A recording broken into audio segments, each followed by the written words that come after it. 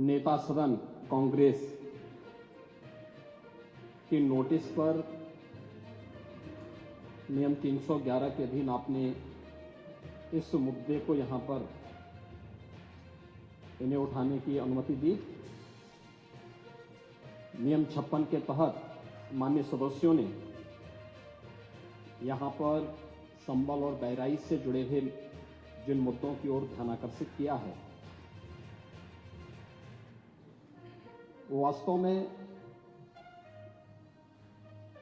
अपनी रुचि और अपने स्वयं के एजेंडे के अनुरूप ही उन्होंने अपने वक्तव्य को यहां पे रखा है। मुझे आश्चर्य होता है कि हमारे नेता, विरोधी दल, वरिष्ठ सदस्य हैं, इस सदन के माननीय अध्यक्ष भी रहे हैं और प्रदेश सरकार में मंत्री के रूप में भी उन्होंने कार्य किया है। एक लंबे समय से सार्वजनिक जीवन में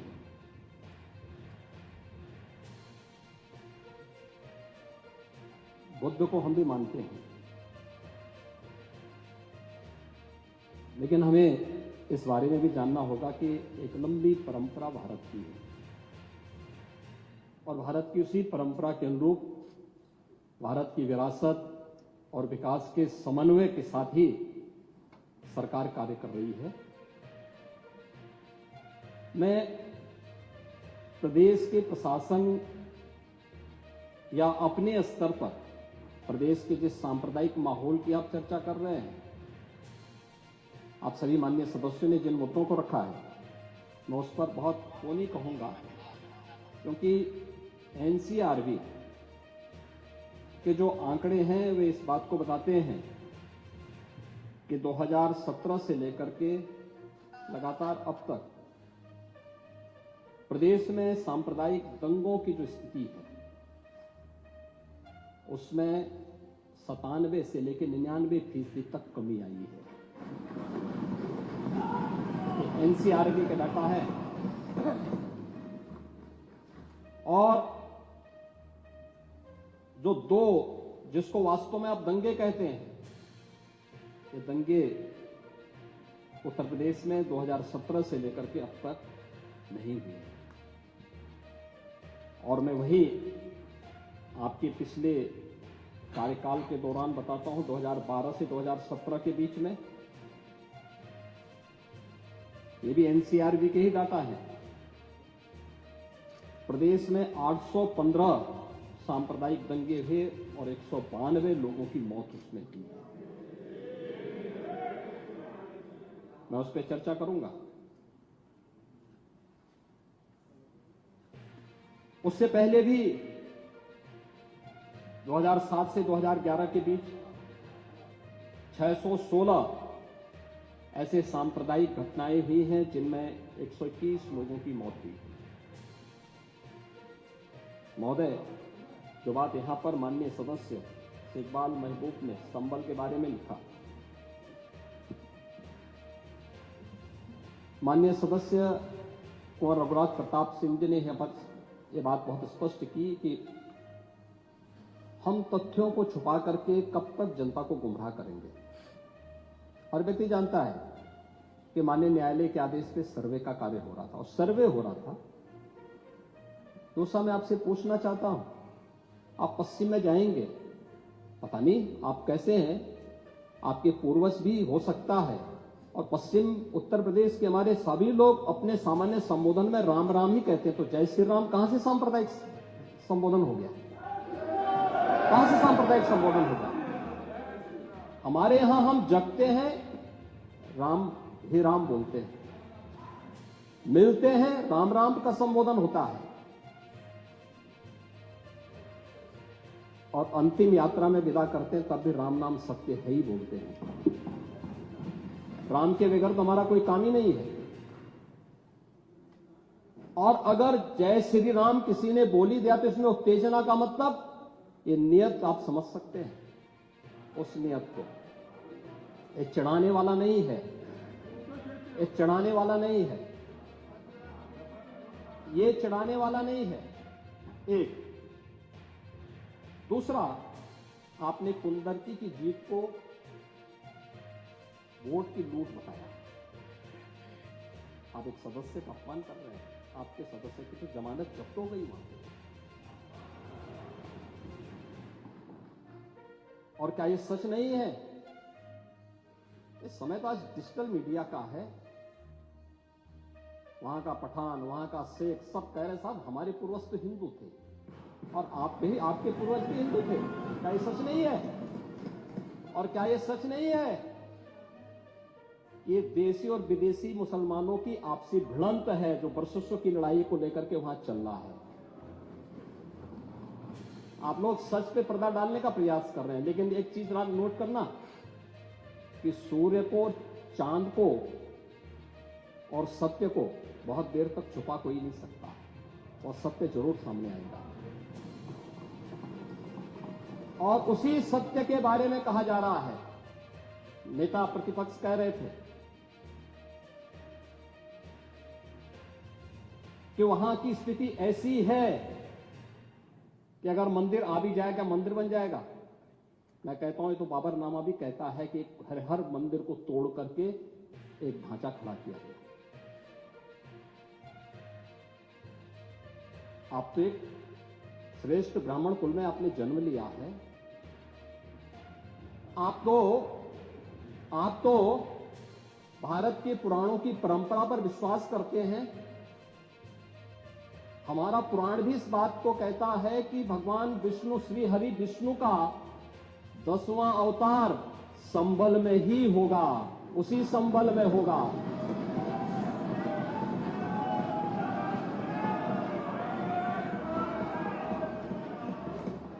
और यह तो केवल सर्वे की बात थी।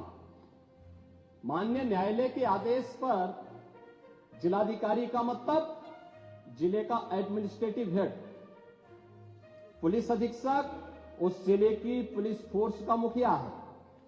इनका दायित्व है कि शांतिपूर्ण तरीके से किसी सर्वे के कार्यक्रम को वहां पे संपन्न करना, माननीय न्यायालय के आदेश को अक्षरशः अनुपालन करना।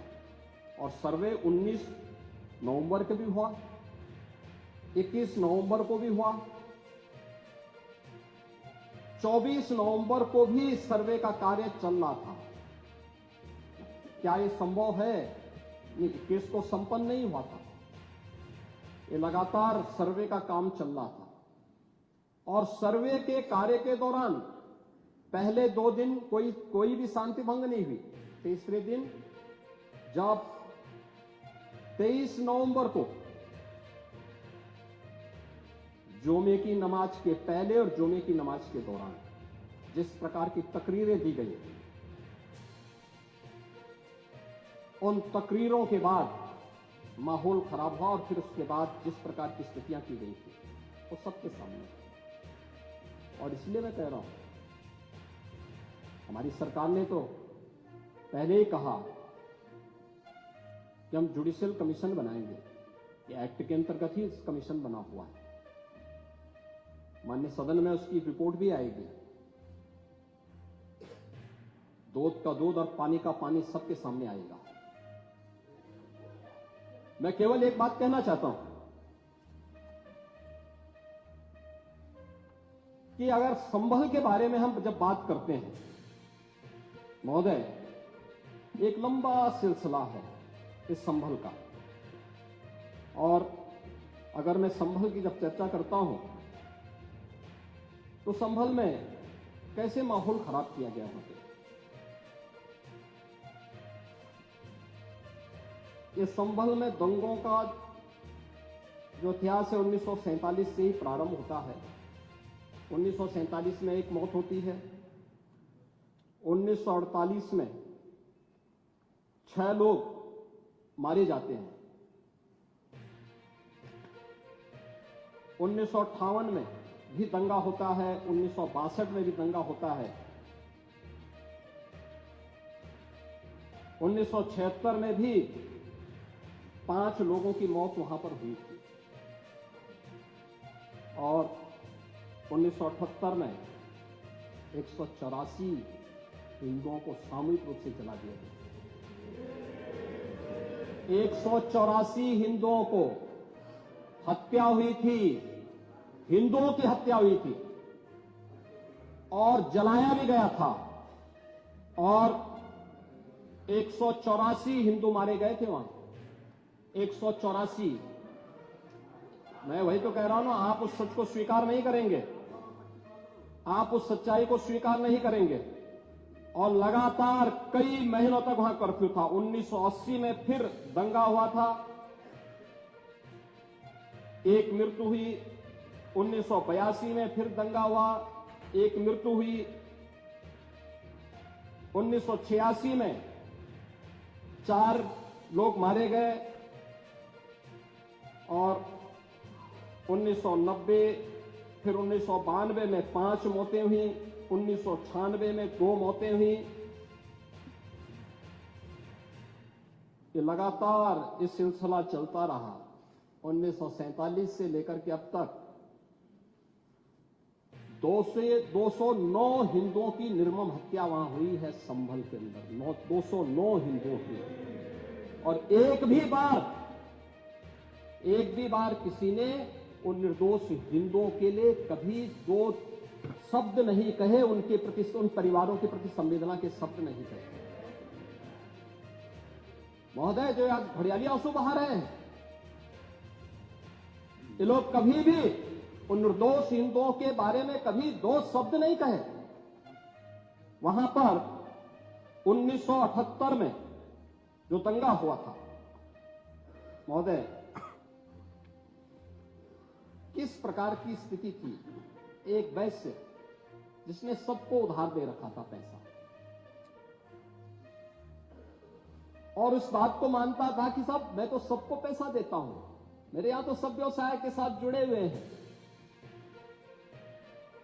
अगल बगल के हिंदू दंगा होने के बाद उनके घर में इकट्ठे होते हैं। इकट्ठा होने के बाद उनको घेर लिया जाता है। घेरने के बाद वो बोलते हैं, भाई आप हमें क्यों घेर रहे हैं? कहा जाता नहीं, क्योंकि तुम इन हाथों से पैसा मांगोगे, इसलिए उनके हाथ काटे जाते हैं, फिर उनके पैर काटे जाते हैं और फिर उनका गला रेंद करके हत्या होती है। ये लोग सौहार्द की बात करते हैं, शर्म नहीं आती इन लोगों को सौहार्द के बारे में चर्चा करने में। 1978 से जो मंदिर आज निकल रहा है, 1978 से इन लोगों ने कभी खोलने नहीं दिया उस मंदिर को, जो आज बजरंगबली का मंदिर निकल रहा है। जो वहां पर आज 22 कुएं किसने बंद किए थे? इन 22 कुओं को भी वहां पे बंद किया गया। और वहां का माहौल इतना तनावपूर्ण किसने बनाया था? ये पत्थरबाज कौन थे? एक भी गिरफ्तारी बिना साक्ष्य के नहीं हो रही है। और याद रखना, जिसने पत्थरबाजी की होगी, जिसने माहौल खराब किया होगा, उसमें एक भी बचने वाला भी नहीं है। एक भी नहीं बचेगा। हम माननीय उच्चतम न्यायालय के आदेश का पालन करते हैं, सम्मान भी करते हैं। और क्या संविधान को आप मान रहे हैं? क्या आप लोग संविधान के प्रति सचमुच वचनबद्ध हैं? मैं तो धन्यवाद दूंगा माननीय अध्यक्ष जी को इस बात के लिए कि आज उन्होंने संविधान की मूल प्रति यहां पर दी। बाबा साहब भीमराव अंबेडकर जी ने 26 नवंबर 2049 को जिस संविधान को बनाकर के देश को सौंपा था, उस मूल संविधान की प्रस्तावना को एक बार पढ़िए। मौलिक कर्तव्यों के बारे में, मौलिक अधिकारों के अध्याय के चित्र को देखिए। अलग अलग उन आर्टिकल के उस पृष्ठों का अवलोकन करिए, आपको उसमें राम भी नजर आएंगे, कृष्ण भी नजर आएंगे। लंका दहन के उपरांत बजरंगबली भी नजर आएंगे, ज्ञान का उपदेश देने वाले बुद्ध भी नजर आएंगे। भारत की समृद्ध परंपरा का दर्शन आपको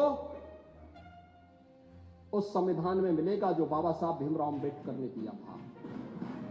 लेकिन उस मूल संविधान में कहीं भी धर्मनिरपेक्ष या पंथ निरपेक्ष या फिर समाजवाद शब्द नहीं है।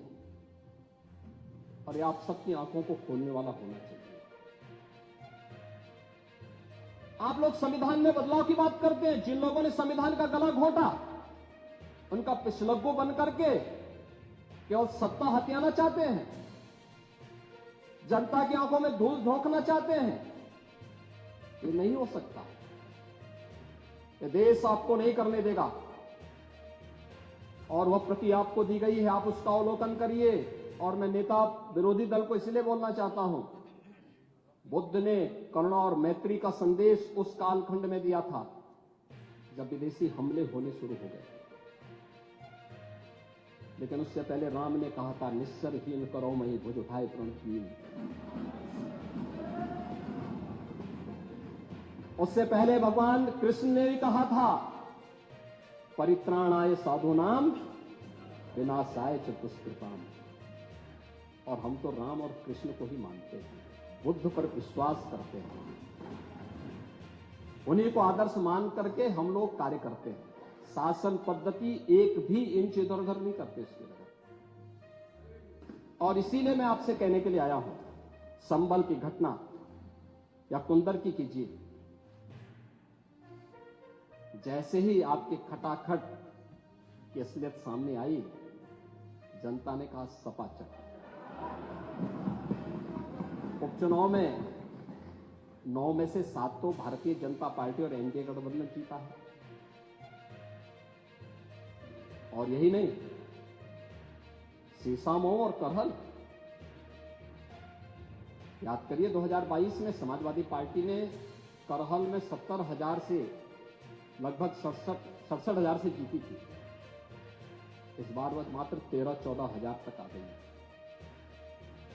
वो भी चच्चू थोड़ा वहां पे कृपा कर लिए, नहीं तो वहां भी सपा चढ़ तय था।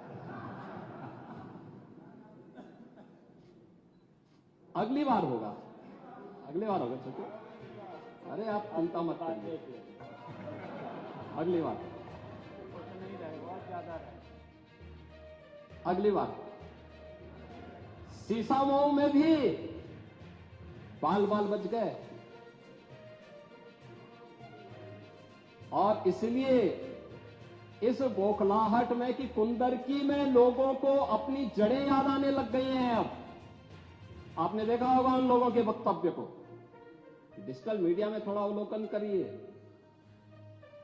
और देखिए वहां पे जब लोग चिल्ला चिल्ला के बोल रहे हैं कि इन विदेशियों से पिंड छुड़ाना है, क्या बोल रहे हैं लोग। सबको अपनी जड़ें याद आने लग गई। और मुझे लगता है जिस दिन इकबाल महबूब जी को भी अपनी जड़ें याद आएंगी, वह भी फिर यही बात बोलेंगे जो इधर के माननीय सदस्य कह रहे हैं। महोदय, मैं उनसे कहूंगा कि एक बार बाबरनामा का जरूर बोलेंगे, बाबरनामा को जरूर पढ़ें।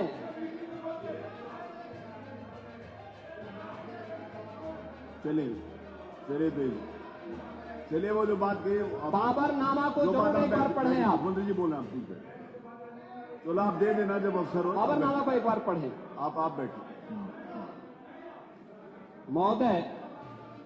महोदय, संभल की घटना के साथ ही मैं प्रदेश के अंदर अलग अलग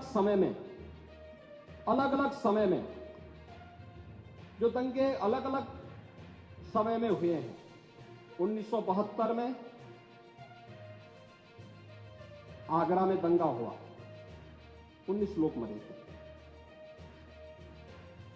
आजमगढ़ में 1972 में दंगा हुआ, 3 लोग मरे थे।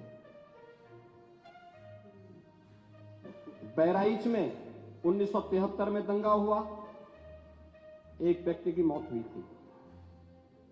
गोंडा में 1973 में दंगा हुआ, 1 व्यक्ति की मौत हुई। प्रयागराज में 1973 में एक दंगा हुआ, 2 लोगों की मौत हुई। मेरठ में 1973 में दंगा हुआ, 8 लोगों की मौत हुई। आगरा में फिर 1974 में दंगा हुआ, एक व्यक्ति की मौत हुई। पीलीभीत में 1974 में दंगा हुआ, 3 लोगों की मौत हुई।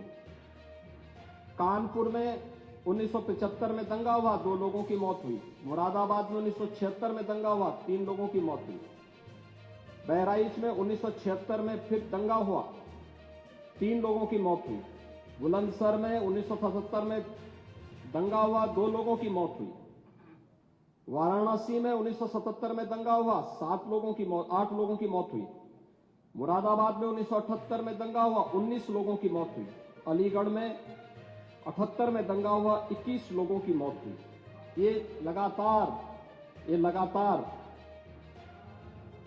मैं क्या कर रहा हूं, उसमें आप भी थे, जिसके कारण लोकतंत्र सेनानी आप कहलाते हैं, लोकतंत्र सेनानी कहलाते हैं मल्होत्रा जी।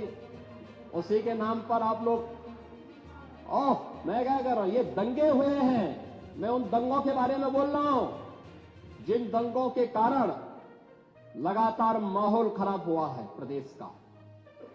और आज प्रदेश के अंदर सुरक्षा का जो एक माहौल है, कानून व्यवस्था की जो एक स्थिति पैदा हुई है, लोगों को सुरक्षा पे विश्वास है, कानून व्यवस्था पर विश्वास है, उसी का परिणाम है कि 40 लाख करोड़ रुपए का निवेश का प्रस्ताव उत्तर प्रदेश को प्राप्त होता है।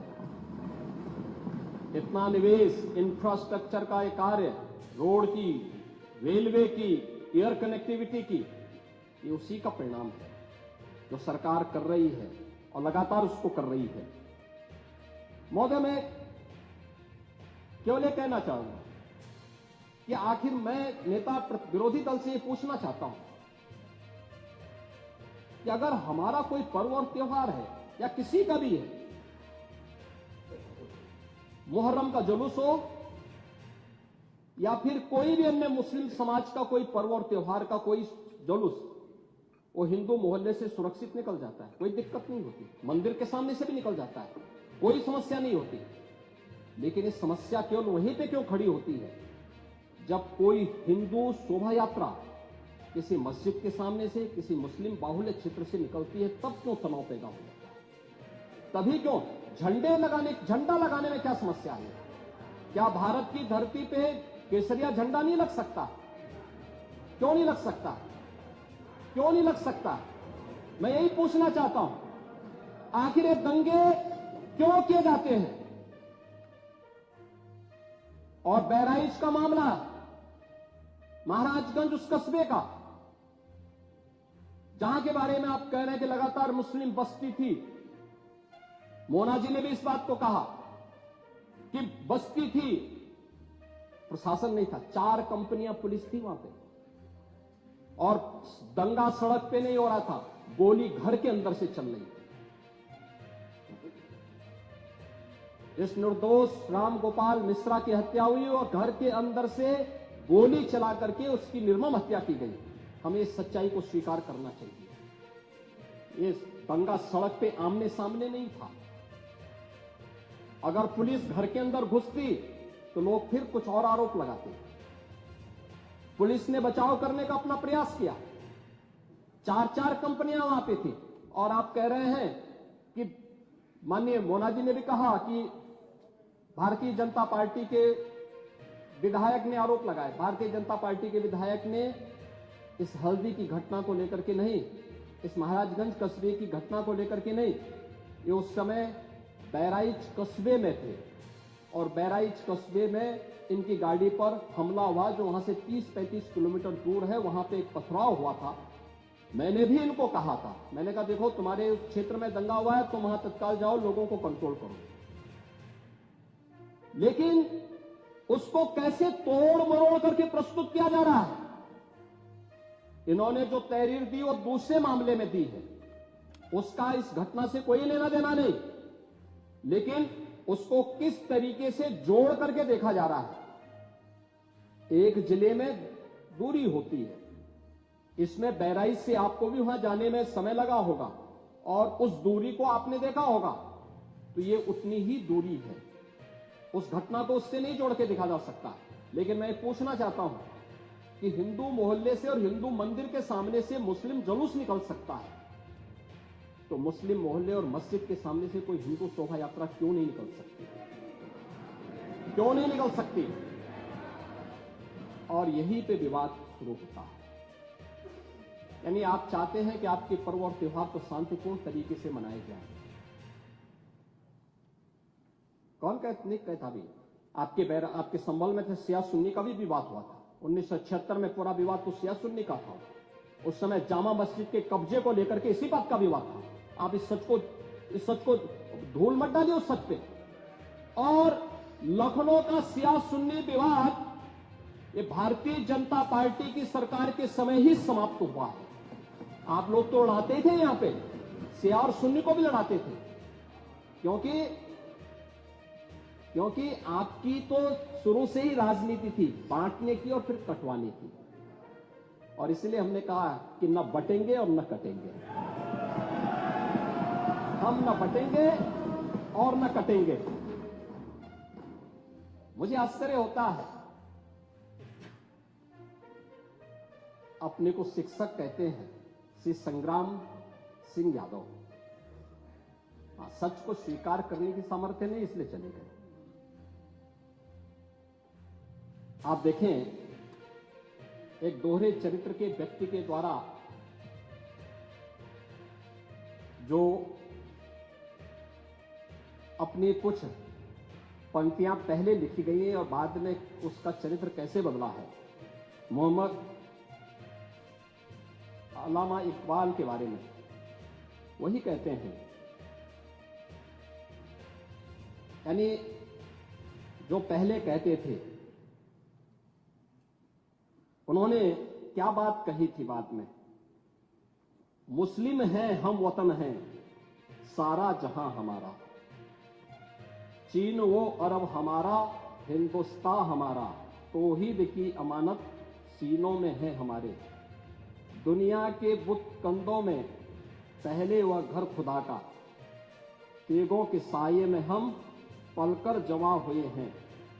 मकरीब की वादियों में गूंजी अजा हमारी, बातिल में दबने वाले हे आसमां नहीं हम, हे गुलस्ता ये अब्दुल्लस वो दिन है याद तुझको, ये मौज ये दजला तू भी पहचानती है हमको, ये अर्ज ये पाग तेरी हुर्मत पे कट मरे हम, सालार ये कार्रवाई है मीर ये हिजाज अपना, इकबाल का तराना बाग ये दरा है गोया।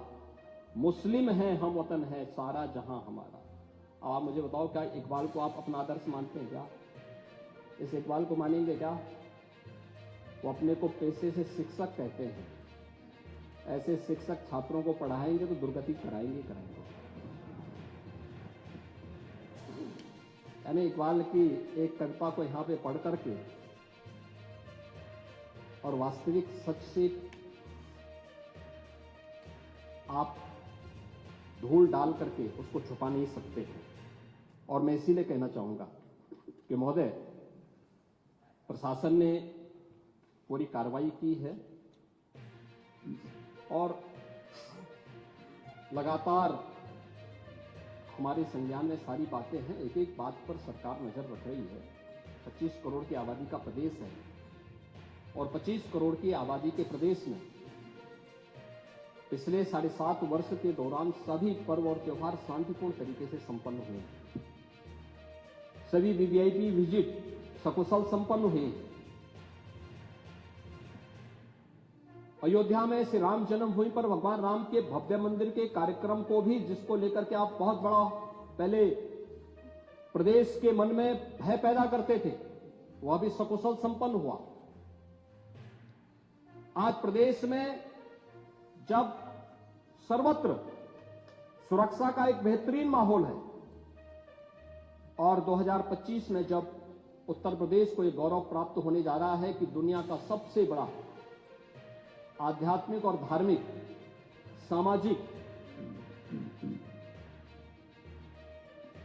जो उत्सव हो, एक महापर्व है महाकुंभ प्रयागराज, जिसमें पूरी दुनिया का एक समागम होने वाला है, जब इसे आयोजित करने का अवसर प्राप्त हो रहा है, तब मैं विपक्ष के अपने साथियों से कहना चाहूंगा कि प्रदेश के माहौल को अपने वक्तव्यों से और अपने करतूतों से कृपया खराब न करें। प्रदेश आगे बढ़ना चाहता है, विकास के अपने लक्ष्यों को प्राप्त करना चाहता है, लेकिन मैं इस बात के लिए आश्वस्त करूंगा कि 25 करोड़ जनता को सुरक्षा देना, उनकी हर प्रकार से हिफाजत करना ये प्रदेश सरकार की जिम्मेदारी है। लेकिन अराजकता, पत्थरबाजी और किसी भी इस प्रकार के आदेश के खिलाफ जो माननीय न्यायालय ने आदेश किया है, उसके बाद भी कोई कानून को अपने हाथों में लेकर के कानून को ठेंगा दिखाने का प्रयास करेगा तो सरकार उससे सख्ती से निपटने का काम भी करेगी।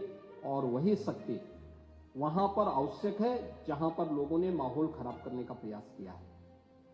एक भी निर्दोष नहीं जाएगा। जितने भी विजुअल्स होंगे उसके वीडियो फुटेज है, गोली चलाते हुए, कट्टा लहराते हुए, तलाशी के दौरान पत्थरबाजी करते हुए, घरों के छतों के ऊपर जो पत्थर रखे गए हैं, ये सारी विजुअल्स हमारे पास हैं और उसके अनुरूप ही कार्रवाई होगी। हां, ये जरूर आश्वस्त करते हैं कोई निर्दोष के खिलाफ कोई कार्रवाई नहीं होने वाली। अब तक नहीं हुई है, आगे भी नहीं होगी। लेकिन कोई दोषी होगा उसको कोई बचा भी नहीं पाएगा। यह भी मैं इस सदन के माध्यम से पूरे प्रदेश के अंदर बहुत स्पष्टता के साथ कहना चाहूंगा कि सरकार की जीरो टॉलरेंस की नीति पहले दिन से है। अपराध और अपराधियों के प्रति, दंगों और दंगाइयों के प्रति वही जीरो टॉलरेंस की नीति के साथ सरकार कार्य करेगी। इन दोनों मामलों में राजनीति की बजाय हमें समग्रता की दृष्टि से देखना होगा। और समग्रता की दृष्टि ये जो मैंने पहले माननीय नेता विरोधी दल को कहा कि आखिर ये कहां लिखा है संविधान में कि किसी मुस्लिम बाहुल्य क्षेत्र में हिंदू शोभा यात्रा नहीं निकल सकती। और जब आप रोकते हैं तभी हिंदू पक्ष से भी रिएक्शन आता है कि साहब हम भी नहीं जाने देंगे। भाई मुझे आश्चर्य होता है इन बातों को लेकर के कि मस्जिद के सामने से नहीं निकलने देंगे। क्यों नहीं निकलने देंगे? ये सड़क क्या किसी की है क्या? ये सार्वजनिक मार्ग है, कैसे आप रोक सकते हैं? परंपरागत बहराइच में भी वो परंपरागत जुलूस था, परंपरागत जुलूस था। वही मैं कह रहा हूं, परंपरागत जुलूस था। और उसी परंपरागत जुलूस को आगे बढ़ाने के लिए सारे कार्यक्रम संपन्न हुए, आगे भी संपन्न होंगे। लेकिन ये चीजें तय करना, ये कहना कि उत्तेजक नारे लगाए जा रहे थे, जय श्री राम का नारा उत्तेजक नहीं है, ये हमारी श्रद्धा का नारा है, हमारी आस्था का प्रतीक है। कल मैं आपसे कहूंगा कि अल्लाह अकबर का जो स्लोगन है ये हमें अच्छा नहीं लगता। नहीं, आपको हम रोकें तो क्या आपको अच्छा लगेगा? नहीं, आपको नहीं, मुझे मतलब होने की आवश्यकता ही नहीं, मुझे आवश्यकता ही नहीं इसकी। नहीं, मुझे इसकी आवश्यकता ही नहीं है, मुझे इसकी आवश्यकता ही नहीं, क्योंकि मेरी तो विरासत इतनी लंबी चौड़ी, इतनी प्राचीन है कि मैं उस परंपरा को ही लेकर के चले जाऊं। मैं जय श्री राम का नारा, हर हर महादेव का नारा और राधे राधे, राधे राधे के संबोधन से ही अपना पूरा जीवन काट सकता हूं। मुझे किसी और स्लोगन की आवश्यकता ही नहीं है। मुझे कोई अन्य नारे की आवश्यकता ही नहीं है, कोई अन्य संबोधन की आवश्यकता नहीं। लेकिन मैं आपसे कहना चाहता हूं, कल कोई आपसे कहेगा, कोई हिंदू भी ये कहेगा कि साहब हमें भी परेशानी है, आप लोग मत बोलिए, क्या आपको अच्छा लगेगा? और कोई भजन गाया जा रहा है, आप उस भजन को अश्लील कैसे कह सकते हैं? कैसे कह सकते हैं? कांवड़ यात्रा में क्या अश्लील गाने बजते हैं? अरे भगवान शिव के गाने बजते हैं, भगवान शिव के भजन गाए जाते हैं। दुर्गा पूजा के दौरान जो शोभा यात्रा निकलती है, जगत जननी मां भगवती दुर्गा के आरतियां बजती हैं, उनकी चालीसा बजती है, हनुमान चालीसा बजता है। ये हमारे यहां सत्य के प्रतीक भी है और भक्ति के प्रतीक भी है। नहीं तो वही तो ऐतराज है, समस्या तो उसी बात को लेकर के है। सारा विवाद तो उसी बात को लेकर के है, सारा विवाद तो उसी बात को लेकर के है। और मुझे लगता है आपने बाबरनामा पढ़ा होता तो आप मुझसे बहस करते ही नहीं, जिसमें स्वयं मीर बाकी के द्वारा हरिहर मंदिर तोड़ने का जिक्र किया गया है। क्या बात करते हैं आप। और मुझे लगता है ये जितने लोग यहां पर हैं, ये वहां पे कोई नहीं रहा होगा, लेकिन आपके फॉरफादर और फॉरफादर के आगे की पीढ़ी उसकी भुक्त भोगी रही होगी, इसलिए आज इस स्थिति में आप लोग वहां पे हैं। कुंदरकी में लोगों का एहसास हुआ है, एक दिन एहसास आपको भी होगा और जरूर होगा। और इसीलिए मैं आपसे कहना चाहूंगा कि ये सनातन की जीत है, जो कुंदरकी की जीत है, ये भारत की वास्तविक जीत है, ये भारत के संविधान की जीत है, जो कुंदरकी, कटहरी, खैर, गाजियाबाद, मीरापुर, फूलपुर, मझवा यहां पे हुई है। ये वास्तव में यही है भारत के संविधान। आप तो सबको कटघरे में खड़ा करते हैं। मुझे आश्चर्य होता है कि आखिर आप मानते किसको हैं, आप मानते किसको हैं। मुझे एक बात बताओ कि भारत के संविधान के अनुरूप माननीय उच्चतम न्यायालय, एक तरफ आपने सर्वे के बारे में माननीय उच्चतम न्यायालय की बात का स्वागत किया और माननीय उच्चतम न्यायालय ही एक बात को कहता है, बार बार भारत के माननीय उच्चतम न्यायालय ने समान नागरिक कानून की बात देश के अंदर लागू करने की कही है। और भारत अकेला देश है, भारत अकेला देश है जिसमें बहुसंख्यक समाज अपने लिए विशेष अधिकार की मांग नहीं करता है, बल्कि एक समान नागरिक कानून की मांग कर रहा है। और अगर एक माननीय न्यायाधीश ने, इलाहाबाद उच्च न्यायालय के एक माननीय न्यायाधीश ने उस समान नागरिक कानून की वकालत की, तो आप उनके खिलाफ महाभियोग का नोटिस राज्यसभा में दे दिए। या आपके दोहरे चरित्र को नहीं दिखा दो तो क्या है ये। आखिर दुनिया के अंदर यही हो रहा है, लेकिन भारत के अंदर बहुसंख्यक समाज कह रहा है कि साहब एक समान नागरिक कानून लागू करो। लेकिन अगर वही माननीय न्यायाधीश एक सामाजिक सांस्कृतिक संगठन के कार्यक्रम के दौरान इस बात को कहते हैं कि दुनिया के अंदर ये है, अगर भारत के अंदर इसको मांग करने की वकालत हो रही है तो बुरा नहीं। और माननीय उच्चतम न्यायालय बार बार इसके बारे में सरकार को कह चुकी है, लेकिन आप लोग उसमें एक तरफ उच्चतम न्यायालय के द्वारा सर्वे पर रोक लगाने का स्वागत कर रहे हैं, बुलडोजर की कार्रवाई पर दी गई गाइडलाइन का स्वागत कर रहे हैं। उसका तो स्वागत हमने भी किया है, क्योंकि उत्तर प्रदेश अकेला राज्य है जिसने बुलडोजर की कार्रवाई को अक्सर सुप्रीम कोर्ट की उस गाइडलाइन के अनुसार अंजाम दिया है। अक्सर।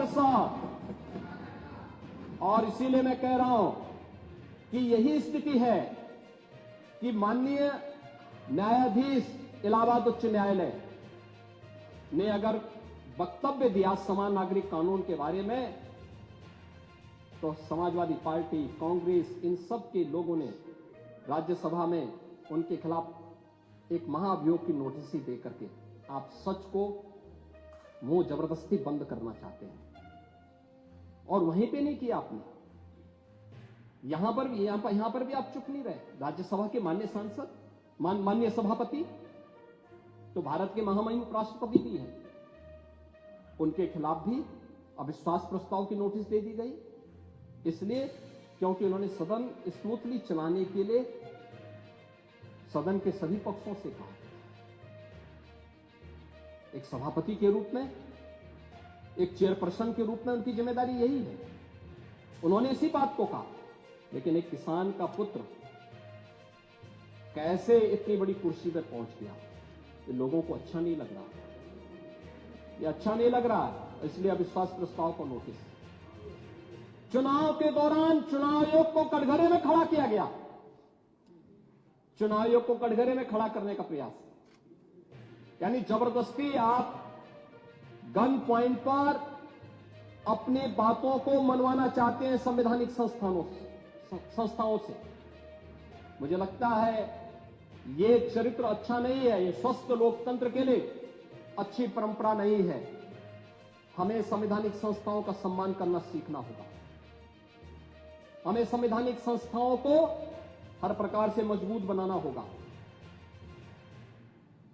और शासन प्रशासन की कार्रवाई को जो न्याय हित में हो, समाज हित में हो, राष्ट्र हित में हो और आने वाले भविष्य के हित में हो, उसका भी समर्थन करना चाहिए। और मैं यही कहूंगा कि बहराइच की घटना में या संभल की घटना में प्रशासन की कार्रवाई पूरी ईमानदारी के साथ, पूरी न्याय संगत तरीके से आगे बढ़ रही है। हम लोगों ने संभल की घटना को लेकर के एक जुडिशियल कमीशन गठित किया है। जुडिशियल कमीशन वहां विजिट कर रहा है, लगातार लोगों के बयान भी लेंगे, सभी पक्षों की बात को भी सुनेगा, सच को सामने लेके आएगा। लेकिन आपके अनावश्यक पत्थरबाजी से या फायर करने से, इल्लीगल आर्म से फायर करने से वहां पर शांति बहाल नहीं होने वाली है। और आप सौहार्द की बात कर रहे हैं, आप बोल रहे हैं पुलिस छावनी में बदल दिया। अब देख रहे हो धार्मिक स्थल से बिजली चोरी, यानी बिजली के मिनी स्टेशन संचालित हो रहे हैं। हम तो ये सोच रहे थे कि मिनी स्टेशन पावर कारपोरेशन ही चला रहा है।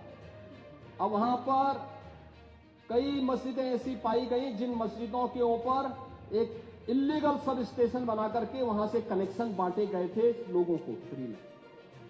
लाइन लॉस प्रदेश के अंदर, उत्तर प्रदेश के अंदर लाइन लॉस पावर कारपोरेशन का ये 30 से कम है। और संभल कस्बे में वहां पर 2 मोहल्ले हैं, एक दीपा सराय और एक मियां सराय है ना। इन दोनों में लाइन लॉस 78% और 82% है। देश के संसाधनों में कैसे लूट होती है। और अगर प्रशासन अपने कर्तव्यों का निर्वहन कर रहा है, वैसे तो कहेंगे प्रशासन कोई कटघरे में खड़ा है कि प्रशासन चोर है, चोर है, चोर है, और प्रशासन उसी चोरी को पकड़ने के लिए चला जाए तो अत्याचार है, अत्याचार है, अत्याचार है। कहां से अत्याचार हो गया? अरे यही सच्चाई है, उस सच्चाई को उजागर किया जा रहा है। और याद रखना, सच्चाई जब सबके सामने आती है लोगों को बुरा लगता है, क्योंकि जो सच्चाई स्वीकार नहीं कर सकते, जो बराबरी नहीं कर सकते, वे बुराई करते हैं। और यही बुराई आप कर रहे हैं। आपकी बुराई में न्याय नहीं झलकता, सत्य नहीं झलकता, ये पक्षपातपूर्ण है। और मुझे लगता है इससे लोकतंत्र की व्यवस्था मजबूत नहीं होती, कमजोर होती है। और इसलिए मैं माननीय अध्यक्ष जी पूरे प्रदेश को इस बारे में आश्वस्त करना चाहूंगा। प्रदेश के अंदर किसी भी मुस्लिम पर्व और त्योहार के दौरान, किसी भी अन्य मत और मजहब से जुड़े हुए किसी भी पर्व और त्योहार के दौरान कहीं कोई समस्या नहीं खड़ी होती।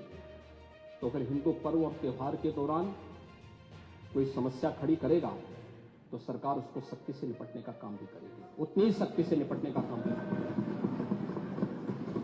दूसरा, माननीय न्यायालय के द्वारा दिए गए आदेश का पालन करना एक प्रशासन का दायित्व है।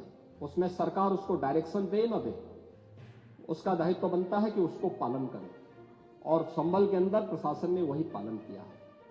आज वहां पे सारी चीजें मिल रही हैं। आखिर आपकी बात को मानते हैं कि मंदिर को आपने छेड़ा नहीं, आपने बड़ी कृपा कर दी। लेकिन ये जो 22 कुएं और उन कुओं में जो मूर्तियां मिल रही हैं, ये कुएं किसने पाट दी? ये नोटिस में क्यों परेशानी हो रही है? आपके सांसद जिनसे आपकी प्रतिद्वंदिता है, मानता हूं, क्योंकि वहां पे आप में तो तुर्क और पठान का विवाद चल रहा है, मैंने नहीं कर दिया, एक विवाद चल रहा है। आप उनके सामने, माननीय सदस्य के सामने, आप उनके साथ अपनी जड़ें ढूंढ रहे होंगे। लेकिन ये सच्चाई है, ये सच्चाई है, क्योंकि ये तो है ही। सकीफुल रहमान बर्क कभी भी अपने को ये नहीं बोलते थे कि मैं भारत का नागरिक हूं, वो तो कहते थे मैं बाबर का संतान हूं, वो बोलते थे। आप भी मानते हो किस बात को? अब आपको तय करना है कि आक्रांताओं को अपना आदर्श मानते हैं या राम, कृष्ण और बुद्ध की परंपरा को अपना आदर्श मानते हैं। भारत के अंदर राम, कृष्ण और बुद्ध की ही परंपरा रहेगी, बाबर और औरंगजेब की परंपरा नहीं रहेगी। धन्यवाद। माननीय मोना जी को सुना, मैंने माननीय मुख्यमंत्री जी को सुना। ये नियम 56 के अंतर्गत नहीं आती, इसको अग्राह्य करता हूँ। आज नियम 51 के अंतर्गत कुछ 58 सूचनाएं प्राप्त हुई, जिसमें निम्नलिखित मान्य सदस्यों की सूचनाएं स्वीकार की गई। श्री रवि शर्मा, श्री आशु मलिक, श्री मनोज कुमार पांडे, श्री पंकज मलिक, डॉक्टर संग्राम यादव, डॉक्टर रागिनी, श्री मनीष शतीजा, श्री नफीस अहमद, श्री अभय सिंह, श्री राधना मिश्रा मोना जी, इंजीनियर सचिन यादव,